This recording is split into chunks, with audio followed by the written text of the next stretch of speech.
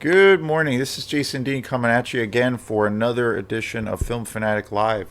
So, hope everyone's doing good. It is Friday at about 8:44, and yeah, today's a pretty nice day here in the Mid Coast area.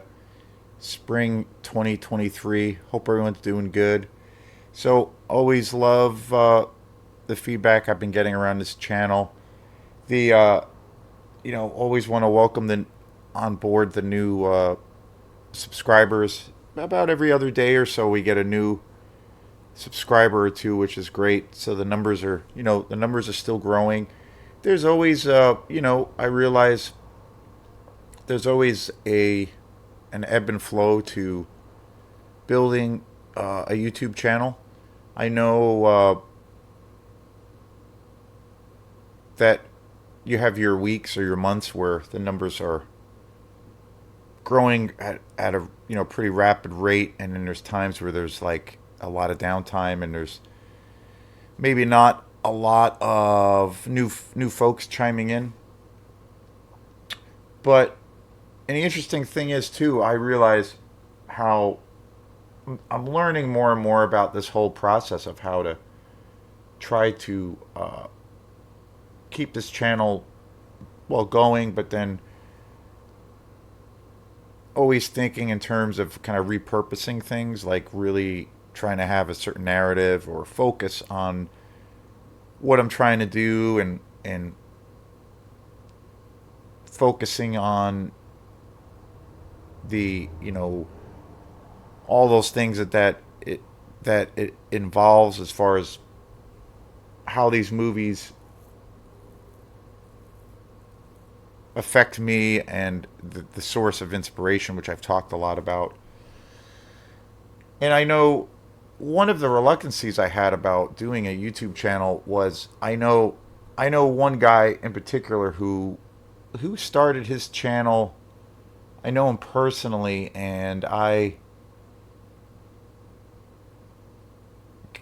we kind of followed the same trajectory as far as how to start it, when we started a channel, more or less.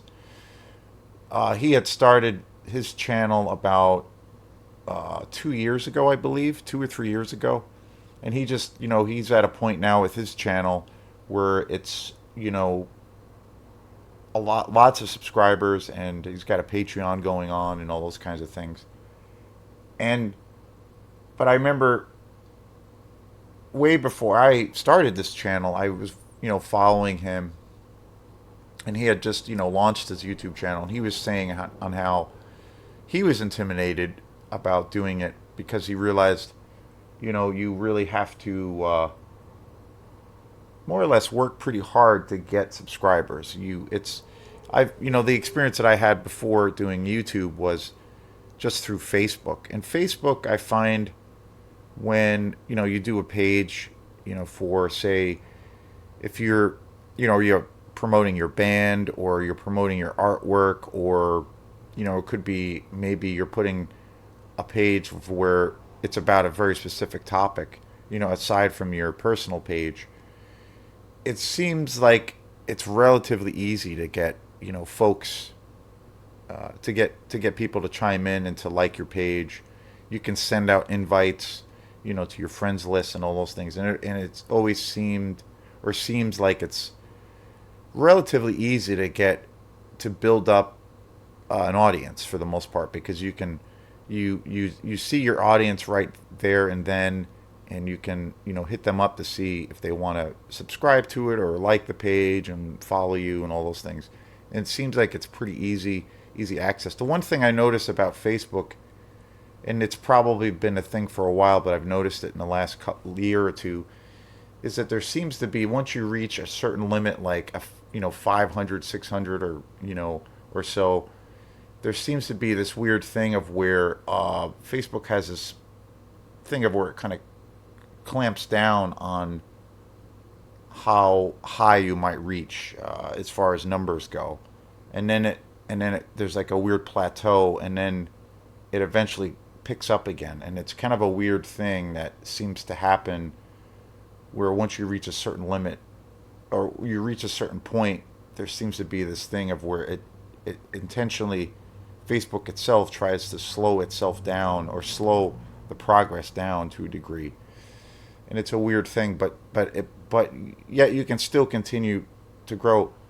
And with YouTube, I know from what I gathered going into it was that it was, you know, more of a black hole kind of thing. You really have to work pretty hard, and it's really up to how, once you have content, how much you can, the more you share your stuff and the more of those things that you do, you can kind of build up an audience over time. But generally, I always got the sense that it's kind of this black hole, and it's kind of the wild west where you got to really fend for yourself, and you don't know who your audience is. You might have an idea of what you would like your audience to be, but to actually reach them, it's pretty tough, and all of those things. And so I did a bunch of. So that was one of the things that kind of I was reluctant to do it. I was reluctant to kind of jump into it because I realized it's probably a lot of work. So, but then, I did some research and saw that, well, it seems to be a thing, like the better quality that your page is, and the more focused your page is, and the more that you have content, and the more that share your videos, like, through to other platforms, like in social media, and all those kinds of things, and then learning about, you know, the hashtag thing as far as when people do Google searches, that will come up, the algorithms and all those things. So I've like realized, oh, that okay, that's a way you can really build the audience. And then I also saw a thing too of where, and I've seen it with Instagram too, because I have a Film Fanatic Instagram page. The that there can be a thing of where you can have an overabundance if you put too many videos up or too much content at a certain time period. It can just kind of get buried because you're to a degree maybe overstaying your welcome, kind of a thing, and you're putting too much, so it doesn't really get that interest as if you do it every few weeks or a couple times a month. That seems to be another predicament around it. But I don't know, it's like, and I realize that there's the idea of trying to strike a balance with how you do it and when you do it. And I noticed too that there's obviously, like I said in the beginning, there's this ebb and flow. It reaches a climax, or like I had a phase of where when I was doing this channel, I had a huge surge of all of these numbers and lots of views, and then there shortly after that there was like a kind of a dip, and then it just stayed in this dip, and then it kind of went really low, and then it starts creeping up again. So there's kind of an ebb and flow, and I realize I put up a lot of videos, and I do a video pretty much every day, and I'm always trying to repurpose, trying to keep things more focused, on what the video is and what the coverage, how the coverage is laid out for that particular movie or that topic. So I do a video every day, and I kind of thought, well, maybe I'll back off and try to just do it sporadically. But I really enjoy doing this. I really love doing it. I feel like for me, it's not only is it a thing for me to talk about all these movies that I love and what they mean to me, and all of those things that entails, but it's also kind of like a cathartic thing for me. So I just feel like it's a natural thing for me to do a video every day, and I can do it schedule wise. It's very easy for me to do it this way. So I just keep on keeping on, like the song says. So that's kind of what I'm gonna be doing for from now until I can't do it anymore. So, and one of the things too, I'm always open to criticism or critique, or accolades. People like the stuff, or people, and I've had a lot of folks over these past few months. I started doing this channel. I've had the channel up for about a year, but it wasn't until August of last year that I started being proactive with the YouTube channel for Film Fanatic, and where I started to put up lots of content. And one of the things that I've been trying to learn is to try to repurpose the videos, like keep it a little bit more focused. I have a tendency to talk about other things related to the film or something on the side of that, and maybe the narrative of the video can maybe get a little bit lost in the woods. And so I've been very, mindful of that and trying to swing things back into what the objective is. And again, that's also for me, it's really about finding that balance of where movies mean many different things for me, and they also bring about lots of different facets that entails. From just you know countless hours of enjoyment from being just a viewer. Also, how they really influence me musically and just personally. So there's lots of different things that on how films affect me.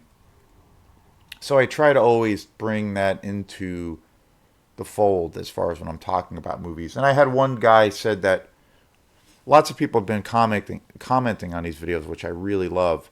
And I had one guy said that he had commented that on one of the videos, saying, "Well, I don't know, it was like a 20-minute video that I did, and or like a half-hour video, and he's like 15 minutes, and you're still not talking about the movie," kind of a thing. And kind of like what I'm doing now, but and and I get that, and that's cool. Like, I understand trying to not let things go into the woods too far, but I also had another guy who comments almost every day on the videos, which is really, really cool. And he said that he likes that I tie in different things under the umbrella of the topic at hand, being the movie. And he likes that I give a little bit of a background and talk about things that are on this kind of on the sidelines to what the main thing is, but it's really, really threaded to the source or what the actual topic is. So he actually likes that it has that informal, kind of loose but yet focused kind of vibe. And I don't know, and again, it's something I'm always trying to focus on more and more. But I don't know, it also at the same time feels, for me, it feels like it's a very just natural way of talking about these things. So, it is what it is. But today is a show on a movie that is, I think, such a classic, and a movie that I never hear talked about, which I'm always surprised. Every now and then in conversations, or, it happens every now and then, like random people I'll talk to, or I should say friends that I talk to, and comes up about sometimes it will come up about we'll talk about movies or whatnot, and every now and then this movie comes up, but I never hear it ever talked about. And I think it's one of the great horror classics, and that is this movie right here, Angel Heart, starring Mickey Rourke, Robert De Niro, and Lisa Bonet. And it was directed by Alan Parker, and it came out in 1987. And I think that this is one of the greatest horror movies. I think it is unlike any other movie that's ever come out, well, that during its time, which, again, most of the movies that I cover, I've been diving deep, in a lot of the movies as of late have been older, like in the 60s, for instance.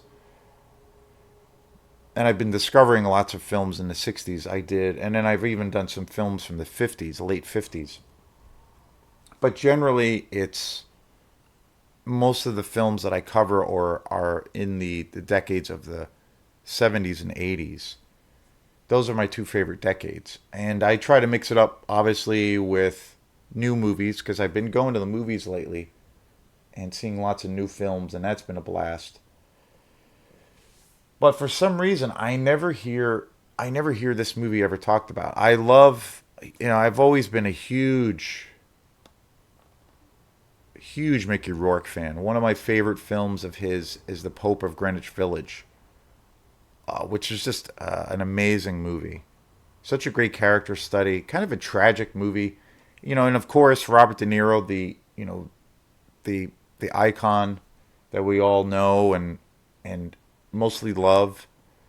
Robert De Niro is an interesting character because I feel like there were the early part of his career when he was doing movies. Well, The Godfather Part Two, the other films I can think of, Raging Bull, The Mission, a movie I just saw recently for the first time, The King of Comedy, Casino, Mean Streets, Taxi Driver. I mean, the list is endless of how many just amazing films that he was a part of.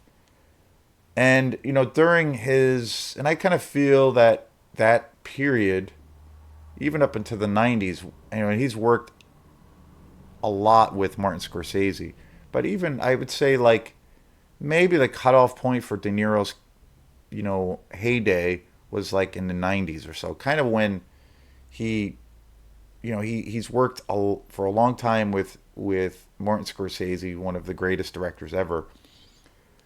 And it was probably up until the decade of the '90s, like the late '90s, when he was making Goodfellas and Casino, kind of where things, you know, changed maybe to where it felt like after the late '90s, he's, still a very prolific actor, but he's done so many movies, and it felt like he kind of got into this space of where he was basically, I don't know, kind of becoming a parody of himself, and he was just kind of playing. He's got a certain charisma and he's got a certain screen presence and a way of delivering his dialogue all the time. But yet he is, I think, especially in his early part of his career, I think he is, you know, he during that time, one of the greatest actors of his generation and one of the greatest, he's an American treasure. One of the greatest actors of his generation. He's on par with, like, I feel like Marlon Brando or James Dean. But but I feel like later in his career he kind of became a parody of himself, and where he was just kind of, I don't know, maybe collecting that paycheck and just going to the shoot and just doing his De Niro impression. It was, and I've noticed, like, for about 10 or 15 years since the '90s or so, the late '90s, he kind of just was like a parody of himself, and he wasn't really acting per se anymore. He was just kind of being himself. And I feel like that same thing happened with Al Pacino. Again, of the same generation as De Niro, along with De Niro, the same generation, but Pacino had that same kind of trajectory, where, obviously the Godfather movies, and a whole slew of just amazing films. The Dog Day Afternoon, so many great films, even Scent of a Woman. But after a certain decade passed, kind of the same thing, I think, the late '90s or so, he kind of became a parody of himself and just was doing his Pacino thing and would just show up. And I kind of felt like after seeing a lot of those films, like especially after that time period, some of those films are pretty good, but I felt like my impression after seeing a lot of those films that De Niro and Pacino were in over those years was maybe it was just for them a paycheck. They're surviving just because they're a name, and they're like uh, they're like an institution, and they are just getting by because of their clout that they have. They weren't really they seem to have reached a point of where they were not really actors anymore. But I think there was a movie that came out about 2 years ago, and it was the last Martin Scorsese movie that that was released, and that is called The Irishman, and that stars De Niro and Pacino and also Joe Pesci. And that movie is, I think, a masterpiece. Just an incredible movie, an incredibly complex storyline centered around Jimmy Hoffa, the mafia interactions with politicians, how the mafia interacted with the politicians at the time. But from an acting standpoint, that movie is just dynamite, and particularly around De Niro's character and his acting, his ability that he brings to the screen, and also Pacino. They play these really complex characters, and it's amazing. And I remember when I first saw that movie, and again, it came out about 2 years ago. I was like, wow, like I haven't seen these two icons in this light in a very very long time. And tremendous movie, tremendous movie. I highly recommend it. But there was, and again, this is just an opinion, but there was a huge lull, for a long time. And as far as Mickey Rourke goes, I feel like I've mentioned like I feel like when he was younger, he was one of the best of his generation. I mean, he's right up there with Brando, and I've always felt that Angel Heart is one of his best roles. This movie to me is such a sinister movie. It's such a spooky movie. I feel like this movie is. I mean, again, it's been out for a very very long time, 1987. But I felt like this movie is like more or less like a modern day film noir. It's a very murky, dark detective story, and it's one of. I just think the. I've always talked about films of where, even if the acting is maybe not so good, or there might be some, you know, problems, say, with the cohesiveness of a story, or you know, or maybe the editing might be off for a certain film, or if the music, say, isn't so particularly good for a film. But if the film, for me, my biggest selling point is if the film has an atmosphere. And I'm a huge fan of world building, and where a film can really create this, whatever time period it's set in, it can create this new and exciting world. And as a viewer or as a fan, it pulls you in and you want to live in this world for those 2 hours. So I look at that as like world building, and what that entails is kind of the atmosphere that the film creates. And Angel Heart for me is a masterpiece in those regards, or in that or using that as an example, using this as an example of a film that does the world building on such a masterful level. It's very much a film noir. I think it takes place in the 50s and 60s, and it feels like you are living. I look at it as a period piece. I love period piece films, especially when they really take you to that world, and I feel like Angel Heart does that. It brings you to the late 50s, and it's also set and shot in New Orleans. It ties in this murder mystery story, but then also the occult, the exploration of the darker side, particularly because it is centered in Louisiana and New Orleans in the late 50s and 60s. The centerpiece is voodoo and the occult.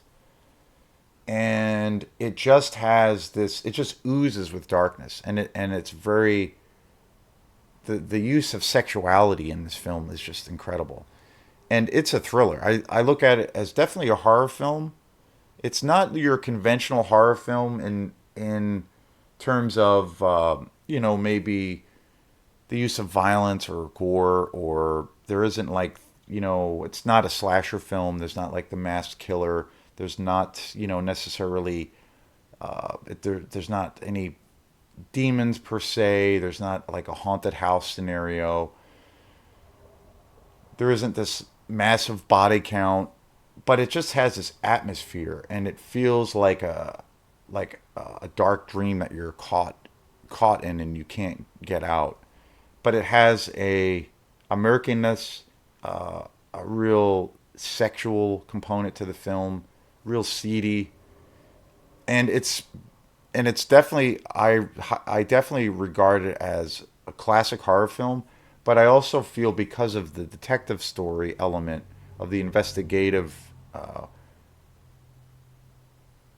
aspect to the film, especially who Mickey Rourke is a detective that's hired by Robert De Niro's character to investigate these series of disappearances and murders, and he gets paid by De Niro to go and do all of these, to become involved with all of these investigations, but then he gets pulled down this like labyrinth of darkness. And I feel like on one hand it's definitely a horror film, but on the other hand it plays out because of the investigative aspect of it. It's a full on, nail biting thriller at the same time. I mean, it's a totally riveting movie. The other thing that's always interesting to me about this movie is it also stars Lisa Bonet, who Lisa Bonet, I was a child in the 80s and 90s, and it was a product of those two decades. And the Cosby Show, Bill Cosby had his massive TV show then, and Lisa Bonet was one of the stars of that show, and that was one of the most successful shows. And Lisa Bonet was on that show for a very long time, and then she decided to kind of break away from that and become a regular actress and star in movies.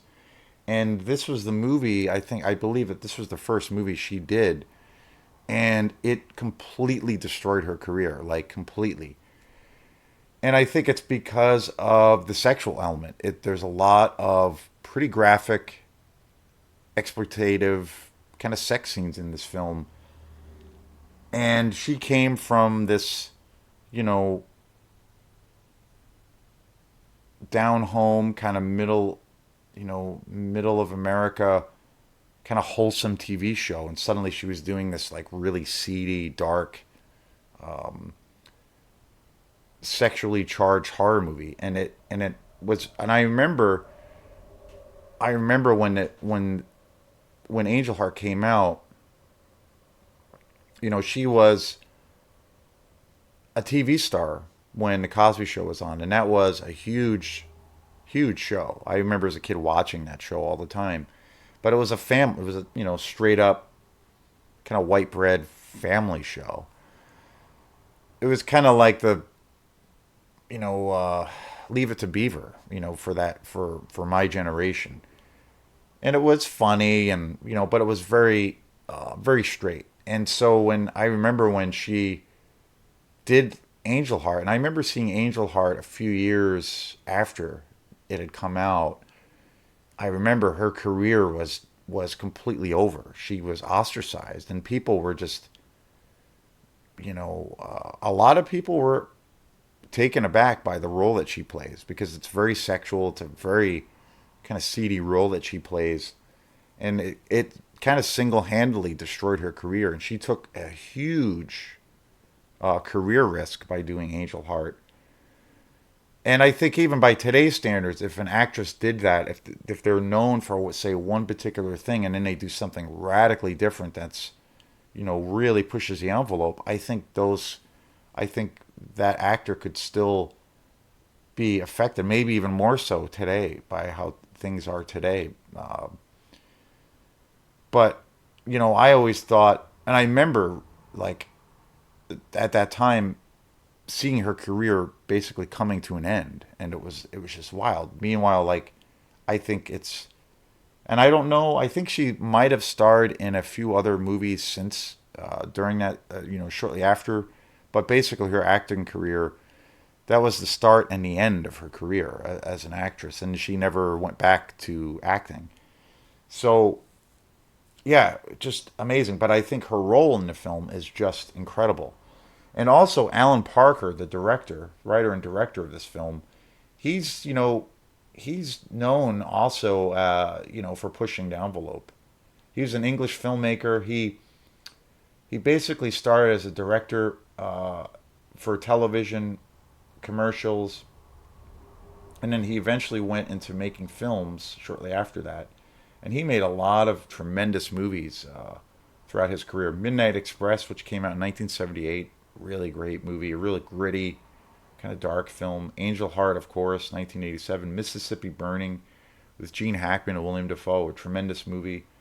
He also directed Pink Floyd The Wall, which is wild. I always forget that he was the director of that film, which is just an amazing movie. Evita, which I forgot, which is a musical. Totally forgot about that with Antonio Banderas and Madonna, which is so funny. He also did a film in '84 called Birdie, The Life of David Gale in 2003, um, The Commitments, which is a classic movie. I didn't realize he directed that, which came out in 1991. Bugsy Malone in '76 he did. He also did the live musical Fame in 1980. He also did Angela's Ashes, which is a pretty intense movie in 1999. That's a really great film too. The Road to Wellville in '94, which I don't think I've seen. Melody in 1971. Shoot the Moon in 1982. Alan Parker did a lot of great films throughout his career,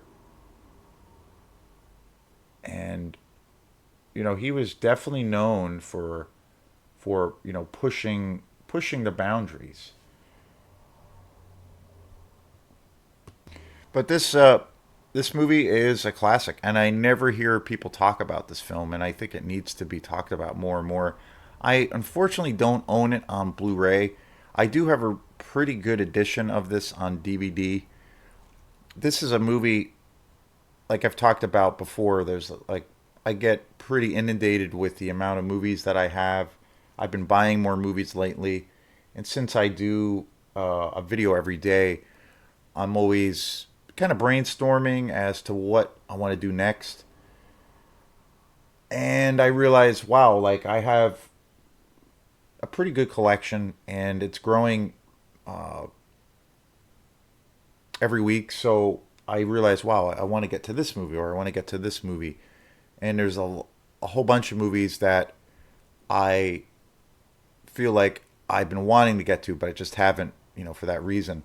And this is one of them. This edition is really good. I do need to get an upgrade on Blu-ray. It's still the quality is really great. This is a pretty good, it's a special edition of Angel Heart. It's a pretty good edition of this movie. It has special features on here. The special features are okay. There's like a kind of a cheesy documentary about voodoo on here, which is not really that great. The it goes a little bit in detail about the origins of the religion, but you know, it's actually a little bit on the silly side. But the film itself is great. There are some interviews. There's a commentary track by everyone involved with this film. There's there are some cool things about this, but this definitely for me, for my collection, deserves an upgrade. It would be pretty amazing to see this on Blu-ray or 4K, especially since this movie I feel is such an immersive movie. Like again, the atmosphere is just unlike anything else. So I highly recommend this movie, Angel Heart, 1987. One of one of the greatest horror movies ever made, and one of the best movies I feel that Mickey Rourke has ever done. One of the best roles that De Niro ever has ever played in his career, and just just amazing. So thanks again.